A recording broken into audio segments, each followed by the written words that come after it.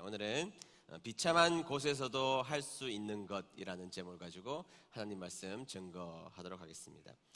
저희 단기 선교팀이 꽤 오래됐네요. 이제 중국에 있는 영길 연변 지역에 도문이라는 곳으로 단기 선교를 간 적이 있습니다. 백두산 근처가 되는 지역인데요. 깊은 밤 우리가 가려고 하는 정성동 교회의 그 목적지를 향해 가다가 잠시 쉬게 되었습니다. 잠시 내려서 깊은 밤에 하늘을 쳐다보는데 정말 하늘에서는 이만한 별들이 쏟아지는 장면, 정말 이곳에서는 볼 수 없는 이만한 별들이 막 하늘에서 쏟아지는 장면을 본 적이 있습니다. 계속해서 달려서 해랑강을 지나 이제 산을 건너서 침례교회 순교지가 있는 정성동 교회로 갔습니다. 그 교회 역시 밤이 되자 별이 하늘에 정말 수가 놓여져 있다는 말이 무슨 말인지 정확하게 알 만큼 하늘은 정말 아름다운 별들로 가득 차 있는 모습을 본 적이 있습니다. 왜 윤동주 시인이 그 지역에 살았잖아요. 그 지역에 살면서 왜 별에 대한 주제를 가지고 많은 시들을 썼는지에 대해서 잘 알 수가 있었습니다. 이곳에서는 별을 노래할 수밖에 없겠구나, 그런 생각을 들게 할 만큼 별이 쏟아지는 곳이었습니다.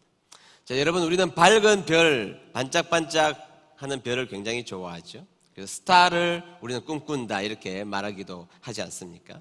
그래서 어두움을, 상대적으로 어두운 곳을, 그리고 어두움을 굉장히 싫어합니다.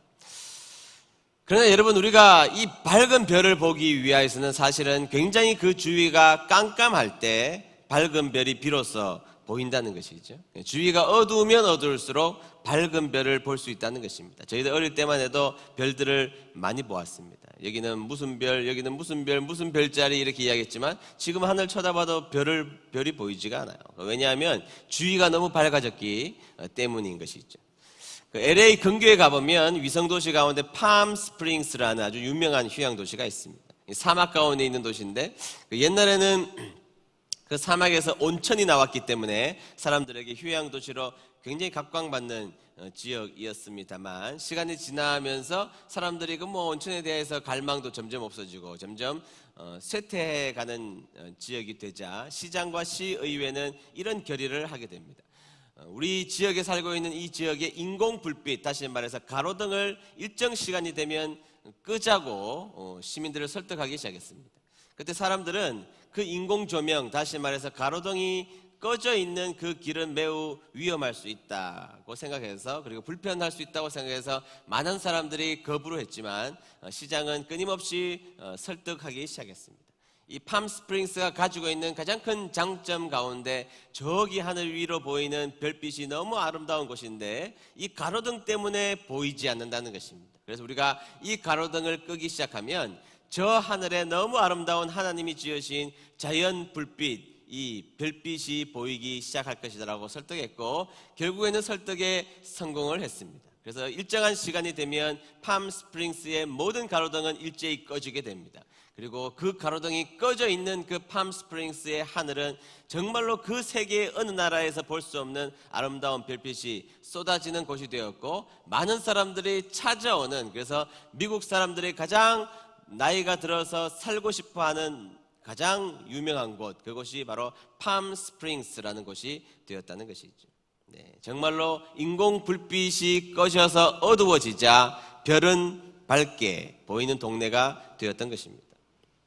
지금쯤이면 아까 좀 전에 이야기했던 윤동주 시인의 별 해는 밤이라는 시의 마지막 연을 소개하고 싶습니다. 마지막 연이 이렇게 되어 있죠. 겨울이 지나고 나의 별에도 봄이 오면 무덤 위에 파란 잔디가 피어나듯 내 이름자 묻힌 언덕 위에도 자랑처럼 풀이 무성할 거외다. 이거 들어보는 게 좋을 것 같아서 여러분들을 위해서 준비했습니다. 제가 부르지는 않습니다. 한번 들어보시죠.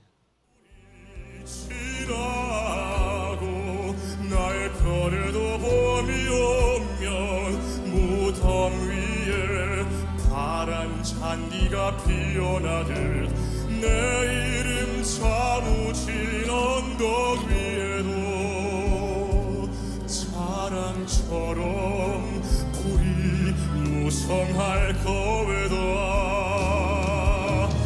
겨울이 지나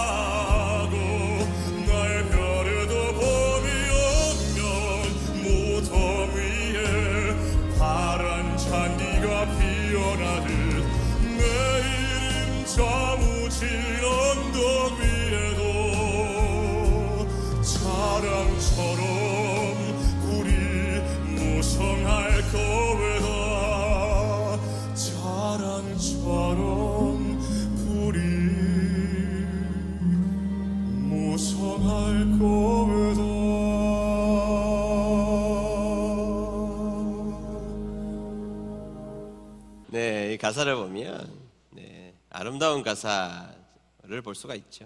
사실은 그런데 이 시가 쓰여진 시기가 1941년 일본이 민족 말살 정책을 아주 치열하게 하던 시기였습니다. 얼마나 어두웠겠습니까?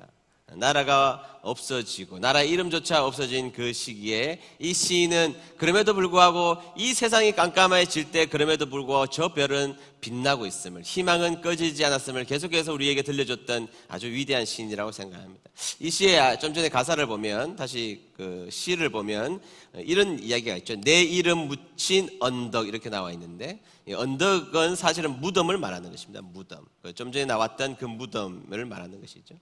그 당시에 1941년 그 근방에서 창씨개명을 사실은 그 전부터 시켰지 않습니까? 그러니까 여기서 말하는 것은 나라를 잃은 슬픔도 있고 이제 우리들의 이름조차도 무덤 속에 지금 점점 잠기고 있다는 것이죠. 우리의 이름도 무덤 속에 들어가 있는 절대적 절망에 우리가 놓여져 있지만, 그러나 봄이 되면 희망이 없어 보이는 그 무덤에서 파란 잔디가 돋아났듯이 내 이름도 묻혀있는 이 절망적인 이 상황 속에서도 우리의 희망조차 꺾어서는 안 된다. 자랑처럼 언젠가 풀이 무성할 거다. 지금 현재 우리에게는 깜깜한 어둠이 있지만, 그러나 이 어둠은 계속해서 어둡지 않을 것이라는 것을 사람들에게 이야기해 줬던 아주 민족 시인, 너무나 아름다운 시라고 저는 생각합니다.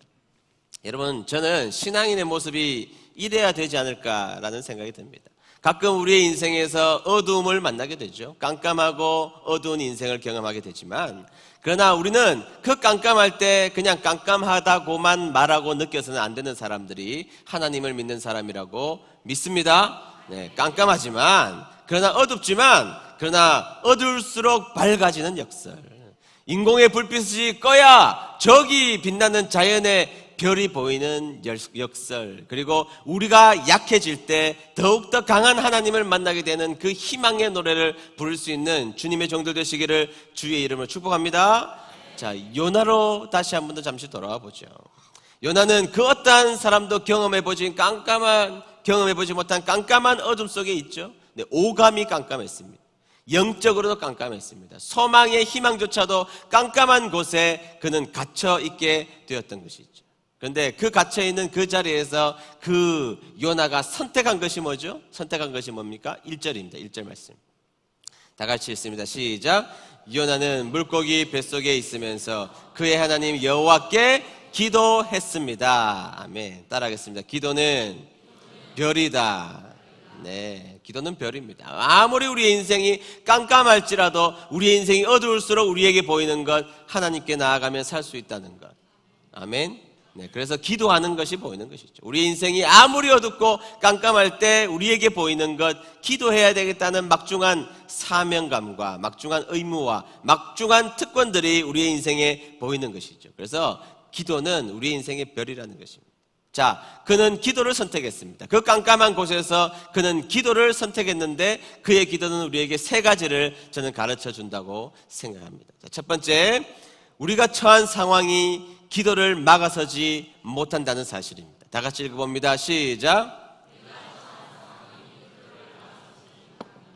네, 요나가 지금 2장에서 계속해서 기도하고 있죠. 그런데 요나가 기도를 하고 있는 장면과 더불어 같이 그리고 있는 장면이 있는데, 그것은 기도하고 있는 요나의 형편과 사정을 성경에서는 그대로 이야기해 주고 있다는 것입니다. 다시 말해서 요나의 형편을 계속해서 기도와 함께 이야기해 주고 있다는 것이죠. 자, 기도하는 요나의 형편에 대해서 성경은 끊임없이 이야기하고 있는 장면을 만나게 됩니다. 2절 보겠습니다. 2절. 다 같이 읽습니다. 시작. 내가 고통 중에서 여호와께 기도했더니. 아멘. 자, 고통 중에서 뭐 했다고요? 기도했다. 자, 기도할 때 뭐가 있었다고요? 고통이 있었다. 이렇게 말하고 있죠. 자, 고통 중에서도 그는 기도하는 것을 멈추지 않았다. 이렇게 말하고 있습니다. 그는 기도하는 상황이 그냥 뭐 즐겁게 노래 부르는 파티하는 상황이 아니었음을 말하고 있죠. 고난 중에, 고통 중에 그는 기도했다고 강조하고 있습니다. 근데 여기에서 고난 중에, 고통 중에 기도했다, 성경에 보면 스트레스라고 표현하고 있어요. 스트레스. 오늘날 스트레스가 많아요, 적어요? 많죠. 네, 옛날에는 한두 가지로 평가받는 시절이었죠. 남자면 뭐 농사일 잘하면 좋은 남자로 평가받았던 시절인데, 요즘엔 한 10개는 잘해야 됩니다. 10개를 잘해야 되니까 다 못하니까 맨날 혼나고 그런 게 남자고, 여성들도 마찬가지.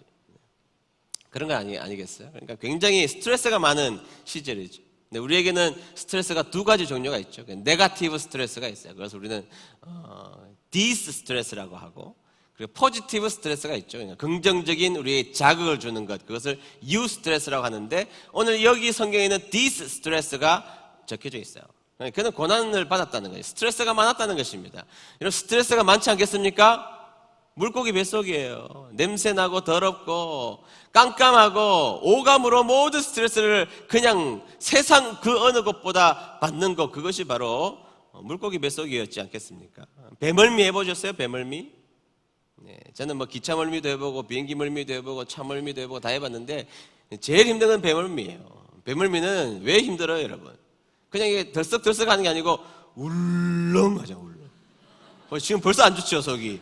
울렁 두 번, 세 번 하면 그냥 뭐 세상이 싫어지지 않습니까? 세상이 싫어지지 않아요. 그 속에서 여러분 얼마나 울렁울렁 됐겠어요. 물도 울렁거리고 고른 물고기도 울렁거리고, 그러니까 스트레스 받아서 미치겠다는 것이죠. 그에게 스트레스가 찾아온 것입니다. 그런데 그는 기도했다는 것이죠. 다시 말해서 우리의 인생 가운데 스트레스가 찾아와서 기도 못하는 것이 아니라 스트레스가 찾아온다면 더 기도해야 된다는 것입니다. 우리에게 네거티브 스트레스가 찾아올지라도 하나님 앞에 기도하는 백성이 되어야 한다. 아멘. 네, 그것입니다. 자, 이 말은 우리에게 고통이 있어도 우리는 기도할 수 있다는 것이죠. 고통이 우리의 기도를 막아서지 못했다는 것입니다. 자, 두 번째 2절 중반절을 보겠습니다. 2절 중반절 다 같이 읽습니다. 시작. 내가 죽게 되었을 때에 부르짖었더니. 아멘. 자, 요나가 지금 이 물고기 뱃속에서 살아날 것을 기대했을까요? 아니었을 거라고 생각이 들지 않습니까? 뭐 하나님이 살려주시면 살려지겠지만, 그러나 대체적으로 그의 마음속에는 죽음의 절망이, 죽음의 그늘이 그에게 들어왔다, 이렇게 해도 과언이 아닌 것입니다. 그러니까 죽음 앞에서가 아니고 죽음의 실존 앞에 그냥 놓여져 있는 것이죠. 그냥 죽음의 실존 앞에 놓여져 있는 이 요나는 그럼에도 불구하고 죽음 앞에서조차도 그는 기도했다는 것이죠. 다시 말해서 죽음이 그의 기도를 막아서지 못했다는 것입니다. 신앙인들은 이런 모습이 있지 않습니까? 스데반도 죽음 앞에서 기도했죠. 예수님도 죽음 앞에서 기도했습니다. 죽음이 우리들의 기도를 막아설 수가 없죠. 저는 뭐 성도님들의 돌아가심, 죽음 앞에 많이 앞에 있는 사람 중에 하나지 않습니까? 임종을 가만히 지켜보면, 목사님 이제 저 천국 가게 기도해 주세요. 마지막까지 기도를 요청하세요. 어떤 분은 본인이 또 기도하시는 분이 있어요. 굉장히 슬픈 자리이긴 하지만 그러나 굉장히 소망이 있는 자리이죠.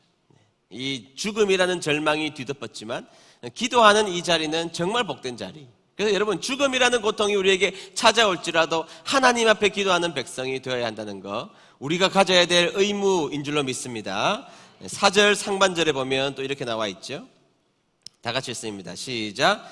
내가 말하기를 내가 주의 목전에서 쫓겨났을지라도. 아멘. 자, 그는 주의 목전에서 쫓겨났을지라도 그는 기도하는 자리에 서겠다는 것이죠. 자신은 스스로 버림받았다고 자각을 했습니다. 여러분, 우리가 뭐 보통 하는 이야기로 쟤는 선생님 눈밖에 났어 이렇게 말하잖아요. 지금 그 얘기하는 것입니다. 목전에서 쫓겨났을지라도, 주님의 눈앞에서 쫓겨났다는 것은 주님의 눈밖에 났다는 것이죠. 그는 느꼈습니다. 그는 주님의 눈밖에 났다고 생각했습니다.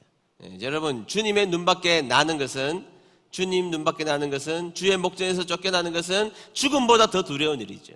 죽음보다 더 두려운 일인데, 하나님의 벌 가운데 가장 무서운 벌이 뭐냐?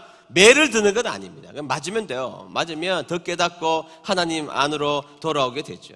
그런데 가장 무서운 벌이 뭐냐 하면 하나님이 버리시는 거죠. 버리시는 것. 신학적으로 말하면 유기하는 겁니다. 유기하는 것.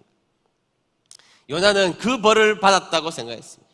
자신은 하나님이 버리셨다, 하나님의 목전에서 쫓겨났을지도 몰라 라는 두려움, 버림받았을 것 같은 두려움이 그의 가운데 엄습했다는 것입니다.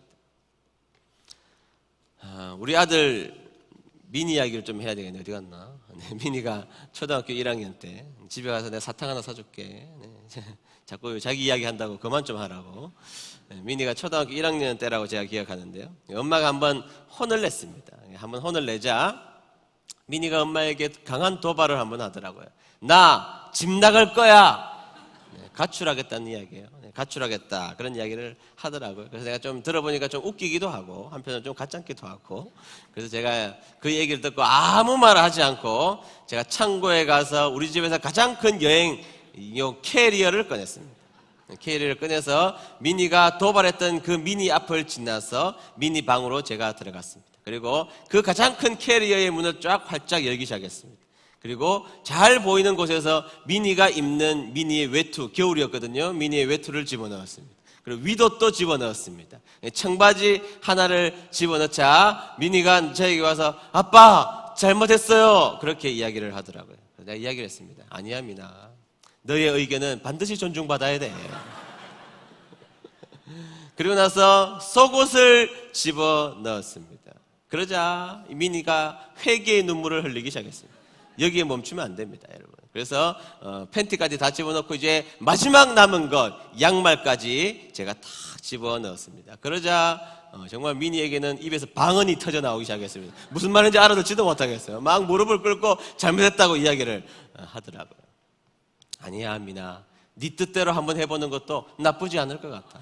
그 길을 한번 걸어가 보렴, 용기 있게. 그렇게 하고 미니의 가출 캐리어를 제가 끌고 아파트 문을 열고 문 앞에까지 놓았습니다.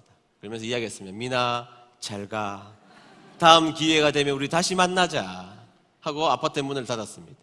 그러자 뭐 아파트 밖은 금식 기도원이 된 것이죠. 막 문을 두드리고 난리가 난 것입니다. 아빠 잘못했어요, 용서해 주세요. 그런 이야기.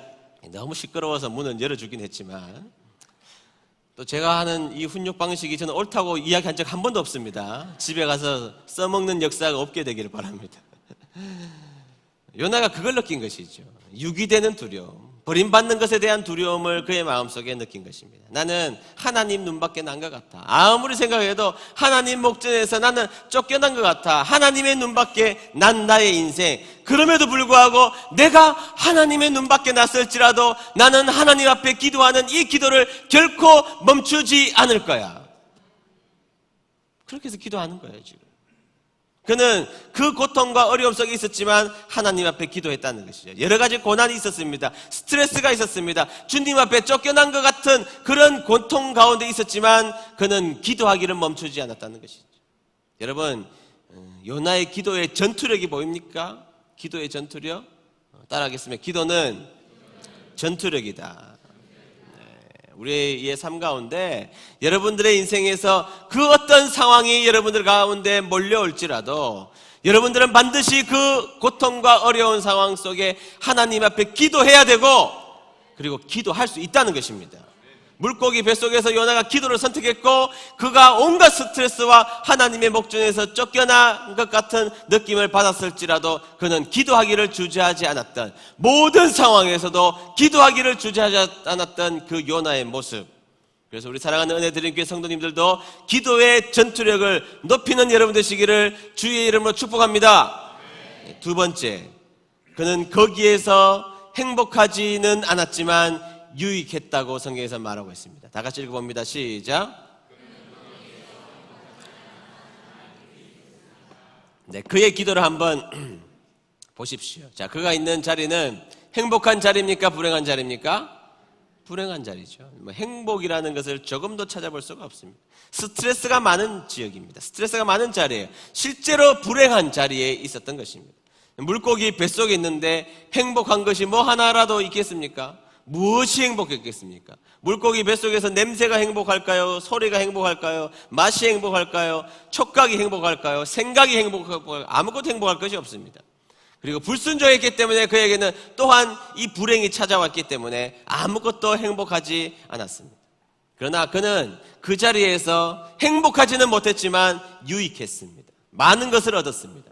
자, 어떻게 많은 것을 얻었습니까? 그가 하나님 앞에 뭐함으로? 기도함으로. 뭐함으로? 기도함으로. 자, 2절 중반절 보겠습니다. 2절 중반절 다 같이 읽습니다. 시작. 주께서 내게 응답하셨습니다. 자, 성경에서 무엇을 얻었느냐? 주님의 응답을 얻었다는 거예요. 여러분, 기도하다 보면 주님이 그냥 한 말씀만 해주시면 살겠는데 그럴 때 있잖아요. 기도하다 보면 주님이 그냥 뭐 해결해 주시지 않아도 그냥 한 말씀만 들려주셔도 나 얼마든지 살 수 있는데 왜 응답을 안 해주시지? 응답의 유보의 고통이라는 게 있지 않습니까? 그런데 지금 이 요나는 하나님 앞에 기도할 때 응답이라는 것을 얻었다는 거예요. 응답을 얻는 유익을 받았다는 것입니다. 자, 그는 행복하지는 않았어요. 그러나 그가 기도할 때 그에게 응답이 찾아오는 놀라운 은혜를 경험했다는 것이죠. 자, 6절 하반절 보겠습니다. 다 같이 읽습니다. 시작. 영원히 이 땅의 감옥에 갇혔다고 생각했습니다. 그러나 나의 하나님 여호와여, 주께서 나를 구덩이로부터 건져 주셨습니다. 아멘. 자, 여기에서 구덩이 나오는 것은 조금 더 원어적 설명, 그 당시에 사람들이 사용했던 용례들을 좀 살펴보면 구더기가 나오는 무덤 같은 곳이에요. 그냥 구덩이가 아닙니다. 구더기가 나오는 것, 구더기가 있는 것. 여기 구더기 그러면 모르시는 우리 젊은 분들이 많지만, 우리 옛날에 화장실 가보면 그 밑에 무엇이 번성하고 있습니까? 무엇이 생육하고 번성해요? DDONG 반, 그리고 하얀 거 반, 이렇게 덮여져 있었잖아요. 구더기가 있는 곳에 그 고통스러운 것이거든요. 빨리 볼일 보고 나와야 돼요. 구더기가 있는 곳. 근데 성경에서 뭐라고 그러죠? 구덩이에서 나를 건지셨다. 잊고 싶지 않았다는 것이죠. 구덩이 같은 구더기가 있는 곳에서 나를 건지셨다. 자, 지금 이 요나가 기도할 때는 나오지는 않았습니다. 그러나 그는 그 속에서 무엇인가 느끼는 해방감, 자신이 겪고 있는 이 고통의 굴레로부터 지금 벗어나고 있는 느낌을 그는 분명하게 받았던 것이죠. 그래서 그는 사실 그곳에서 행복하지는 않았습니다. 행복하지는 않았지만 그에게는 또 다른 유익이 지금 찾아왔음을 성경에서는 말하고 있는 것이죠. 자, 7절 하반절 보겠습니다. 7절 하반절, 절정이죠. 다시 읽습니다. 시작. 나의 기도가 주의 거룩한 성전에 이르렀습니다. 아멘. 자, 그 당시의 사람들은 가장 복된 자리를 성전의 자리, 성전을 가장 복된 자리라고 생각했습니다. 성전이 무너졌을 때 그들은 울었고, 성전이 세워졌을 때 기뻐서 울었습니다. 성전이 그들에게는 가장 중요한 곳이 바로 성전이었던 것이죠. 그런데 그가 요나의 뱃속에서 불행했습니다. 행복하지 않아요. 행복하지 않지만 그가 기도하자 그는 성전에 이미 이르렀음을, 다시 말해서 가장 고귀한 곳, 가장 행복한 곳, 가장 하나님의 역사가 있는 그 행복한 곳에 이르렀음을 성경에서는 말하고 있다는 것이 있죠. 요나가 기도하는 곳은 다시 말하지만 행복한 곳이 아니었습니다. 굉장히 불행한 곳이었지만, 그러나 요나는 기도함으로 유익한 것을 얻는 자리에 서게 되었다는 것입니다. 여러분, 하나님을 믿는 사람은 이걸 믿는 사람입니다. 우리의 인생이 비록 불행한 자리에 있을지라도 기도하면 하나님이 유익한 것을 주시는 분이시라는 것을 믿는 여러분 되시기를 축복합니다. 그래서 고난이 기도를 만나면 거룩한 시간이 됩니다. 자, 고난의 시간이 기도를 만나면 거룩한 시간이 됩니다. 자, 따라하겠습니다. 고난의 시간이 기도를 만나면 거룩한 시간이 됩니다. 한 번만 더. 고난의 시간이 무엇을 만나면? 기도를 만나면 거룩한 시간이 됩니다. 아니, 따라하라고요. 거룩한 시간이 됩니다. 아멘. 네, 그렇습니다. 제가 얼마 전에 우리 집사님, 어떤 집사님과 교제를 하면서 제가 참 잊어버릴 수 없는 이야기인데 한동안 생각하지 않았던 추억을 말씀해 주셨습니다. 제가 처음에 목회할 때 얼마나 어려웠겠습니까? 제가 31살 때 담임 목회를 했거든요. 앞이 하루 강아지 아니에요? 하루 강아지. 앞에 무엇이 보였겠습니까? 그리고 경험이 있어서 나의 능력이 부족한 것을 채울 수가 있습니까? 능력 부족하죠. 그리고 부족한 능력을 경험으로 채울 수도 없죠. 그러니까 아무것도 할 수 있는 것이 없을 때였습니다. 그리고 교회도 그 당시에 좀 어려울 때였기 때문에 제가 할 수 있는 것이 아무것도 없다고 생각했습니다.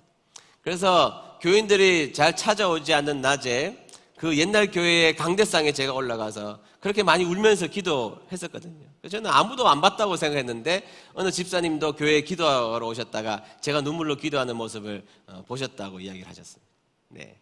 제가 그 당시에 정말 너무 힘들더라고요. 정말 하나님 앞에, 하나님 나 아무것도 못하겠어요. 하나님 저 할 힘도 없고 능력도 없고 아무것도 못하니까 하나님 좀 한 번만 저를 좀 책임져 주시면 안 될까요? 주님 저 조금 있으면 번아웃 될 것 같아요. 막 그렇게 한참 울던 시기였거든요. 그러니까 여러분 생각해 보세요. 제가 그렇게 울던 그 시기는 저의 인생에서 결코 행복한 시간은 아니었습니다. 그것은 저에게 행복을 줬던 시기는 아니었습니다. 그러나 제가 그렇게 기도할 때 저는 거룩한 하나님의 임재를 경험했어요. 그래서 지금까지 오게 된 것이죠. 지금까지. 네. 여러분, 고난의 깊이는 우리의 기도를 깊게 하고 그리고 결국 우리의 삶을 깊게 만드는 것입니다. 고난의 깊이가 있으면, 삶의 깊이가 있으면 기도의 깊이가 따라오게 되어 있죠. 그리고 기도의 깊이가 따라오면 삶도 역시 깊어지는 삶이 된다는 것입니다. 3절 하반절에 보십시오. 제가 읽어드리면 여호와께서 나를 깊은 바다로 던져 넣으셨습니다. 깊은 고난이죠. 깊은 곳에 빠졌다는 것입니다. 그러나 그에게 깊은 고난이 찾아왔기 때문에 그는 그곳에서 깊은 기도를 했고 깊어지는 인생이 될 수 있었다는 것입니다. 여러분, 사람들을 만나보면 저 사람 참 깊다, 뭐 이런 분들 계시죠. 네, 교인들을 만나보다 보면 목사지만 저 집사님, 저 권사님, 저 장로님 참 깊다, 이렇게 생각하게 하시는 분들이 계시거든요. 근데 깊다 이런 생각을 하게 하시는 분들을 가만히 보면 참 그 고난의 현장 가운데, 혹은 고난의 현장이 아닐지라도 철저하게 기도의 깊은 자리까지 나아가셨던 분들이 항상 그런 느낌을 저에게 허락해 주었습니다. 네, 그래서 고난의 깊이가 있을 때 기도는 깊어지고 그 기도의 깊이 가운데 살아갔던 분들은 참 삶이 저 깊게 느껴지는 분들을 만나게 된다는 것이죠. 얕은 사람은요, 뭐 조그만한 거 봐도 막 화를 내고 조그만한 거 들어도 견디지를 못하고, 그리고 작은 고난이 오면 그것을 너무너무 견디지 못하는 분들이 계십니다. 그러나 깊은 사람들은 견뎌낸단 말이죠. 어떻게 견뎌내느냐? 우리가 달라서가 아닙니다. 기도하면서, 깊은 기도하면서 견뎌내고, 그리고 지금은 절망처럼 보이지만 이 절망이 나에게 주는 그 유익을 바라보며 얼마든지 기뻐할 수 있다는 것이고, 그렇게 된 사람만이 고난을 깊이 경험하여 이겨내고 깊은 기도를 한 사람만이 엄밀하게 말하면 깊은 사람들을 깊게 만드는 사람이 될 수 있다는 것입니다. 기도의 깊음, 우리 은혜드림교회 성도님들은 모두 다른 사람들이 보기에, 그리고 주위의 사람들이 보기에 깊은 성도님들 될 수 있게 되기를 주의 이름으로 축복합니다. 한번 따라하겠습니다. 기도는 깊음이다. 세 번째, 제대로 된 기도를 하나님은 받으시기를 원하셨다는 것이죠. 자, 다 같이 읽어봅니다. 시작. 네, 하나님은 왜 요나를 물고기 뱃속에 그 깜깜한 어두운 동굴과 같은 곳에 집어넣으셨을까요? 네, 하나님은 진실된 기도를, 제대로 된 기도를 받으시기 원하셨다는 것입니다.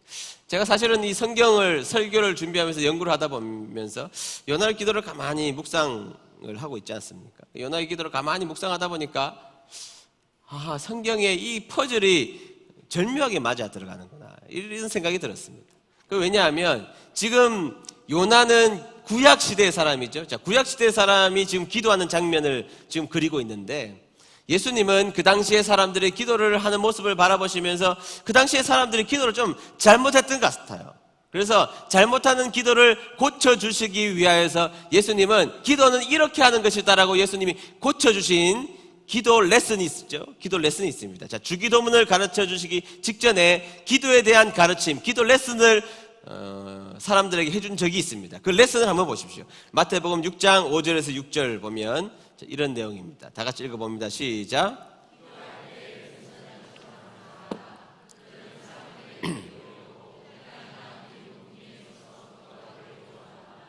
내가 너희에게 진정으로 말한다. 그들은 이미 자기 상을 다 받았다. 기도할 때에 골방에 들어가 문을 닫고 숨어 계시는 내 아버지께 기도하여라. 숨어서 보시는 내 아버지께서 내게 갚아 주실 것이다. 아멘. 자, 기도의 방법을 예수님이 아주 구체적으로 가르쳐 주셨어요. 그런데 가르쳐 주셨는데 당시의 사람들이 기도를 제대로 하고 있지 않다는 것이죠. 그러면서 그들의 기도는 위선자의 기도였다는 겁니다. 위선자의 기도. 그리고 지금 읽었던 말씀을 가만히 보면 그들의 기도는 사람에게 하는 기도였다는 것입니다. 여러분, 기도는 누구에게 하는 거예요? 하나님에게 하는 것입니다. 자, 그들은 분명히 하나님에게 한다고 생각했을 거예요. 그런데도 불구하고 예수님이 보시기에는 그들의 기도는 위선자의 기도였고 그들의 기도는 사람에게 하는 기도였다고 분명하게 말씀해 주고 있다는 것입니다. 자, 그러면 도대체 그들의 기도는 어땠기 때문에 그들의 기도는 사람에게 하는 기도였을까요? 여러분, 유대교 지도자들은 기도가 매우 중요하다고 느꼈습니다. 네, 당연하죠. 네, 기도가 중요하다고 느꼈습니다. 기도가 굉장히 중요하다고 느껴서 기도를 철저하게 가르치고 그들에게 익숙하게 해야 된다고 생각했습니다. 저 여기까지는 옳아요. 그런데 그들은 그 기도를 세트화시켰어요. 그 기도를 규격화시키고 그 기도를 의식화하기 시작했던 것입니다. 다시 말해서 기도를 제품 만들듯이 기도를 찍어내기 시작했다는 것이죠. 먼저는 기도의 내용을 만들어서 주었습니다. 너희들 기도 잘 못하지? 너희들 기도 잘 못하니까 우리가 만들어 놓은 이 쉐마 기도문을 외워. 그렇게 해서 기도를 딱 정해놓은 규칙대로 그들에게 주어서 그들을 그 쉐마 기도문을 외우도록 했다는 것입니다. 그리고 시간까지 규정해 주었습니다. 그래서 9시, 12시, 3시, 우리나라 시간으로 9시, 12시, 3시가 되면 그들은 이 쉐마 기도문을 가지고 반드시 지나가다가도 그 시간이 되면 기도를 해야만 했던 것입니다. 자, 그러면 여러분, 자, 이 장면 한번 생각해 보시죠. 자, 그들이 볼 일이 있어서 사람들이 김천 구미역 쪽으로 걸어가고 있었습니다. 그런데 시간이 되었습니다. 정오후 12시가 되었습니다. 자, 그들은 멈추어서 무엇을 해야 됩니까? 기도를 해야만 했던 것이죠. 그래서 거기에 일반적인 사람들은 기도에 대해서 잘 몰랐기 때문에 그들이 외웠던 그 쉐마 기도문을 한 1분쯤 외우고 지나갔을 것입니다.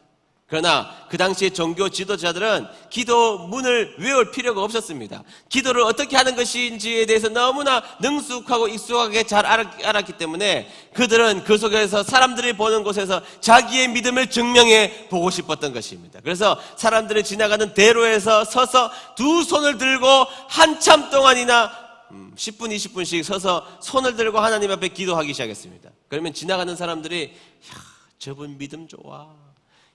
저분 믿음 좋은 사람이야. 그런 칭송을 받기 위해서 기도하는 장면을 예수님이 보셨던 것이죠. 자, 그 장면을 보고 그들의 기도는 위선자의 기도였다는 것입니다. 그리고 그들의 기도는 하나님께 기도하는 기도가 아니었고 인간에게, 사람에게 하는 기도였음을 예수님은 지적하셨던 것입니다.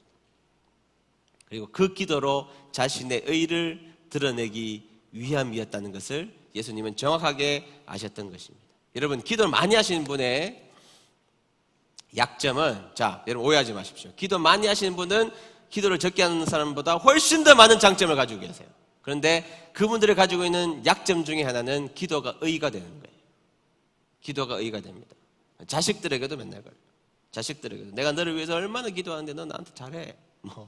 뭐 그러는 것이죠. 어려운 일을 겪고 있는 분에게 내가 당신을 위해서 얼마나 문제가 해결되면 내가 다 기도해서 그래. 그렇게 말하시는 분이 계시는데, 내가 당신을 위해서 기도한다는 것이 위로가 되면 좋지만 그 기도가 의가 되면 그 사람을 위해서 하는 기도입니다. 의가 되면 안 되죠. 기도는 의가 되는 것이 아닙니다. 여러분, 기도는 하나님 앞에 내가 사라지는 건데 어떻게 의가 됩니까?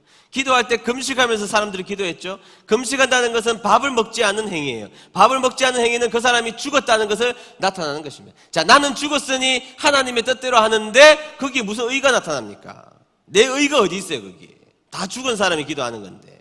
그러니까 여러분, 기도는 의가 되면 안 되는데 의가 되면 그것이 사람에게 하는 기도가 되는 것이죠. 그게 잘못되었다는 거예요.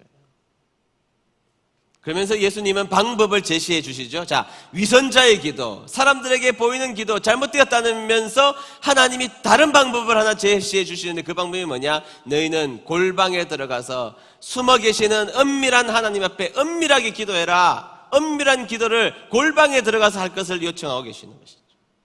이렇게 말하면 공적인 기도를 하지 말라는 것으로 여러분들이 오해하실 수 있는데, 골방이 사방이 다 막혀있는 곳에서 문을 닫은 곳만을 골방이라고 말하는 것입니까?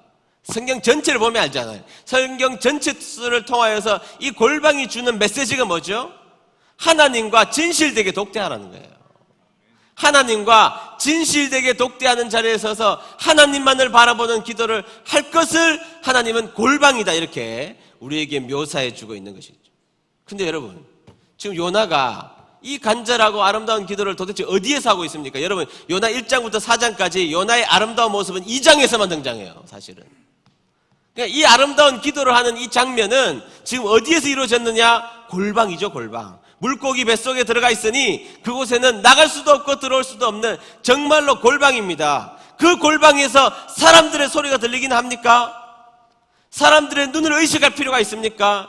내 기도가 밖으로 흘러나간다고 생각하겠습니까? 아니거든요. 그곳에서 그는 오로지 하나님만을 바라보며 기도했던 것이죠. 네, 하나님께서 너희의 기도가 잘못된 것은 위선자의 기도를 하기 때문이다. 사람에게 보이기 위함이다. 그러므로 바른 기도를 위하여서는 골방에 처박혀 하나님과 독대하는 자리에 서야 되는데, 지금 하나님은 요나의 간절한 기도가 필요했기 때문에 그를 바른 기도를 할 수 있는 골방으로 집어넣으신 것입니다. 그리고 골방에 들어간 요나는 쓸데없는 기도 안 해요, 여러분. 골방에 들어가서 사방이 막혀있는 경험을 했던 이 요나는 쓸데없는 기도 하나도 하지 않습니다. 다 괜찮은 기도들로만 이 장은 가득 채워 있음을 볼 수가 있다는 것이죠. 하나님만을 진실되게 만나게 하기 위해서 하나님은 때로는 우리를 골방으로 인도하실 때가 있다는 겁니다. 여러분, 혹시 여러분들이 처해 있는 상황이 혹시 골방일지 모르겠습니다. 어느 날 나에게 갑자기 들이닥친 일 때문에 차가운 수술방에 혼자 들어가는 그 골방, 얼마나 두려워요, 여러분.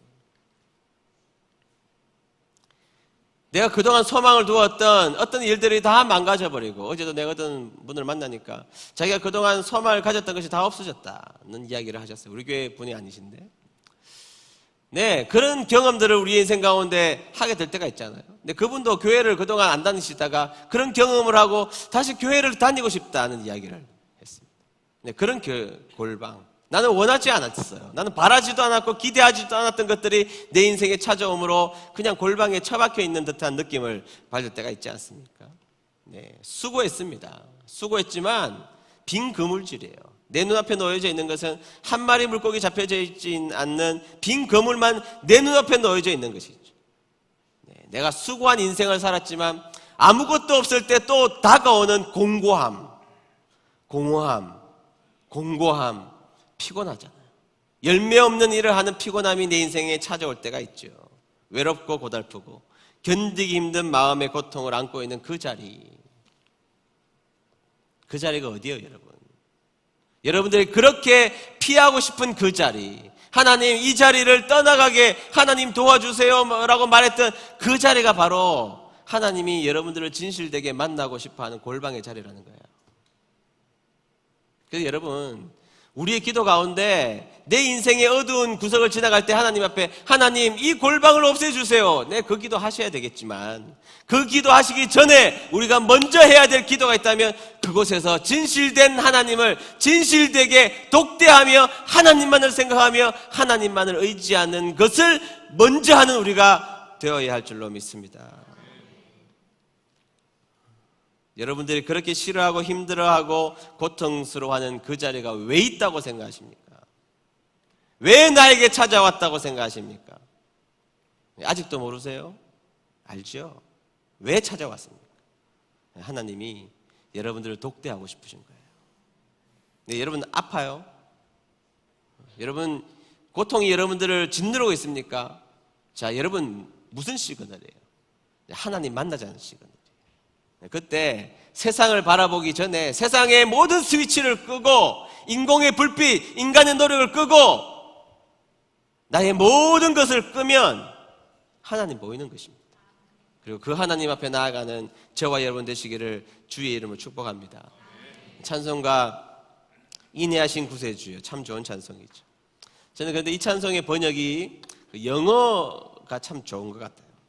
제가 영어를 우리나라 말로 좀 번역을 해서 여러분들에게 말씀드리면, 네, 인내하신 구세주여, 친절하신 구세주여, 저를 모른 척하지 마세요. 저의 초라한 초라한 절규를 들어주세요. 다른 사람들에게는 미소를 보내주시면서 주님, 저를 모른 척하지 말아주세요. 여러분, 하나님께서 여러분들을 저 깊은 동굴 속에, 물고기 뱃속에 여러분들을 던져 넣으셨다면 여러분들을 이 찬송을 생각하며 기도하는 것입니다. 친절하신 주님, 인애하신 구세주여, 저를 지나치지 말아주세요. 친절하신 주님, 저를 모른 척하지 말아주십시오. 저 동굴 속에 있어요. 저 골방 속에 있어요. 저 아무것도 보이지 않아요. 그러니까 주님, 친절하신 주님, 저 버리지 마시고 저 모른 척하지 말아주십시오. 그리고 저의 이 처절한 그리고 초라한 절규를 들어주십시오. 다른 사람들에게 미소를 보내주시는 그 미소를 저에게는 지나치지 말고 모른 척하지 마시고 주님, 저를 알아주십시오. 여러분들이 그 깜깜한 동굴과 골방에서 하나님 앞에 그렇게 기도하는 백성이 된다면 하나님께서 여러분들을 건져주실 줄로 믿습니다. 우리 찬양 불렀으면 좋겠는데요. 오늘 예수 나의 치료자라는 찬양, 우리 오전에 좀 전에 불렀던 그 찬양을 불렀으면 좋겠습니다.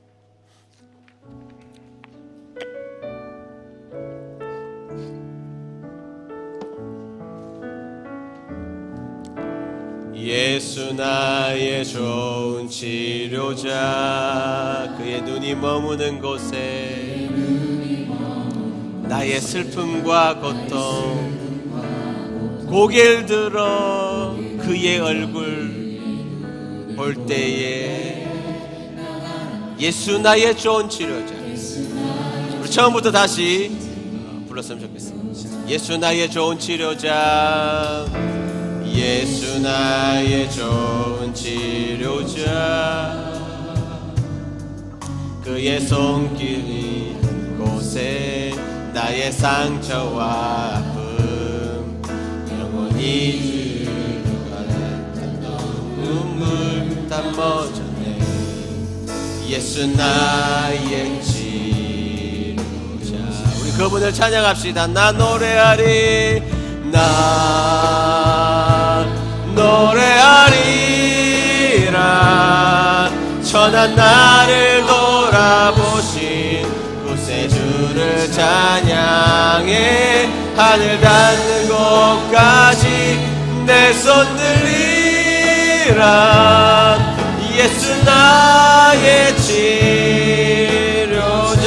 처음부터 예수 나의 치료자, 예수 나의 좋은 치료자. 가사를 생각하면서 말씀을 생각하면서 부릅시다. 그의 눈이 머무는 곳은 나의 슬픔과 고통 고개 들어 그의 눈을 볼 때에 난 아는데 예수 나의 예수 나의 좋은 치료자, 예수 나의 좋은 치료자. 그의 손길이 닿는 곳에 나의 상처와 아픔 영원히 흐를 것 같았던 눈물 담아줬네. 예수 나의 고백합시다. 나 노래하리, 나 노래하리라. 천한 나를 돌아보신 구세주를 찬양해. 하늘 닿는 곳까지 내 손 들리라. 예수 나의 다같이 손을 들고 찬양하겠습니다. 나 노래하리라, 나 노래하리라. 천한 나를 돌아보신 구세주를 찬양해. 하늘 닿는 곳까지 내 손 들리라. 예수 나의 치료자.